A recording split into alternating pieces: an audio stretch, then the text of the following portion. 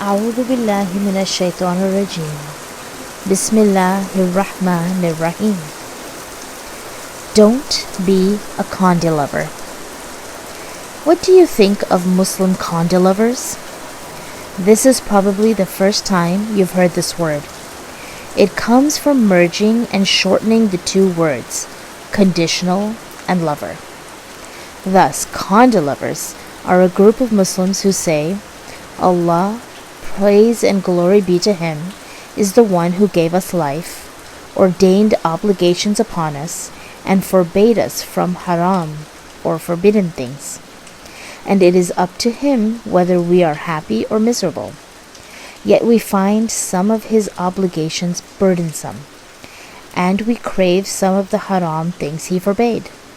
So we will use a measured approach with Allah. We'll perform just enough obligations to ensure the continuity of Allah's favors with minimum effort. We'll also allow ourselves some haram to satisfy our desires, but not to the extent that it jeopardizes Allah's favors or incurs His wrath. Do these condilovers who offer their bare minimum to Allah correctly understand the relationship between a servant and their Lord? Is this how we submit ourselves and our emotions to Allah, Lord of all the worlds? Do you recognize this behavior? The unfortunate reality is that this behavior is displayed by many Muslims. They don't say it explicitly, but their actions speak louder than words. Maybe after reading this, you'll realize that you were one of them. There are traits in our personalities whose danger only becomes apparent when we diagnose them without any sugarcoating. We might be shocked and denounce these traits, but the bitter truth is that we do have them to varying degrees. So let's examine the personality and behavior of condilovers to find out if we suffer the same ailment, and, if so, to what extent. A condilover tries to be clever and experimental in their dealings with Allah. They try to discover the tipping point at which they can fulfill their haram desires without losing Allah's blessings. If they add a sin to their portfolio, they tread carefully. If Allah's favors remain and no punishment befalls them, they conclude that they did not reach the tipping point and count this sin as a win. Another desire fulfilled without losing any of Allah's favors. But if this sin leads to punishment or loss of a blessing, they conclude that they have tipped the balance, and they quickly stop the sin and declare a state of emergency. Supplications, tears, entreaties, good deeds, obedience, etc. Why? Because they want the return of the blessing and the lifting of the punishment. Whenever someone is touched by hardship, they cry out to us, whether lying on their side, sitting, or standing. But when we relieve their hardship, they return to their old ways, as if they had never cried to us to remove any hardship. Quran 10:12.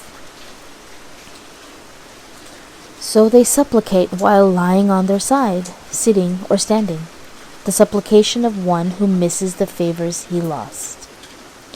When we show favor to someone, they turn away, acting arrogantly, and when touched with evil, they make endless prayers for good. Quran 41:51. They make fervent prayers, the prayers of those who want the blessings back. What's worse is that over time, condilovers become accustomed to this balance game with Allah. They start believing that Allah's blessings upon them are a right they are entitled to. And if we let them taste mercy from us after being touched with adversity, they will certainly say, "This is what I deserve." Quran 41:50. Meaning, I deserve this mercy. I deserve these favors. This person loves Allah Almighty as long as they can maintain His favor and avoid His punishment through this balancing act. So their love for Allah is conditional upon the continuity of His blessings, especially worldly blessings, as those who love Allah conditionally rarely remember the hereafter.